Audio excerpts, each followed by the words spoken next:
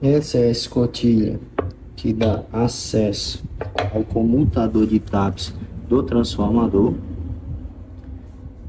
Então, esse, na verdade, apesar dessa peça ela ser rotativa, esse comutador de tap ele não é considerado um comutador rotativo, ele é um comutador tipo régua. Então, quando comuta-se aqui a posição, existe uma régua com os contatos que ela altera aí as ligações do enrolamento do transformador, certo? Cada posição dessa, ela deve ser selecionada de acordo com o nível de tensão existente na rede primária, cujo transformador será conectado. Então, se ele for ser conectado uma rede que tem uma tensão de 13.800, está na posição 1. Se for 13.200, tem que estar na posição 2. E caso fosse 12.600, teria que comutar para a posição 3, certo? Essa comutação, vale destacar que ela deve ser feita com o transformador completamente desenergizado, ou seja, sem carga ligada ao secundário dele e com seus terminais primários desconectados da rede de alta tensão. A comutação de tapa ela só é feita quando o nível de tensão do primário está permanentemente abaixo ou acima do valor especificado na placa do transformador. Então, suponhamos que a rede seja de 13.200, por exemplo. Então, ao invés de ser ligado na posição 1, teria que ser ligado na posição 2. Caso o transformador esteja com o comutador de tapa na posição 1 e a rede tem uma tensão de 13.200, o que vai acontecer é que na saída desse transformador, a tensão de linha estará abaixo de 380 volts. Da mesma forma, a tensão entre fase e neutro, certo? Então, isso pode ser facilmente constatado.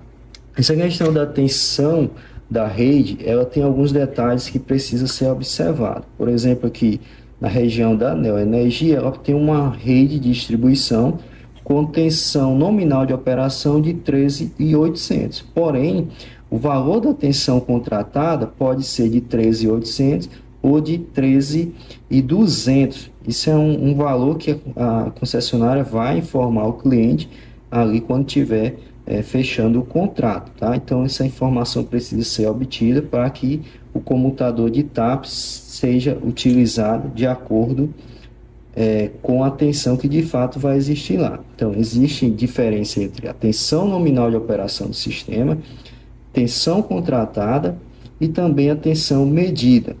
Okay? Então, uma rede de 13.800 volts tem uma tensão nominal de operação de 13.800. Porém, a tensão contratada, a tensão que de fato vai estar ali na rede, pode ser diferente disso, né? Para nós pode ser um valor de 13.200, por exemplo. Vamos imaginar uma situação em que a rede esteja com uma tensão abaixo de 13.200, por exemplo. Então, você deve solicitar à concessionária a verificação, a constatação do nível de tensão. Dessa forma, os funcionários da concessionária irão verificar ali o nível de tensão. Essa tensão que foi verificada é chamada de tensão medida. A tensão medida pode variar um pouco ali em torno da tensão contratada, tá? Nem muito para cima nem para baixo.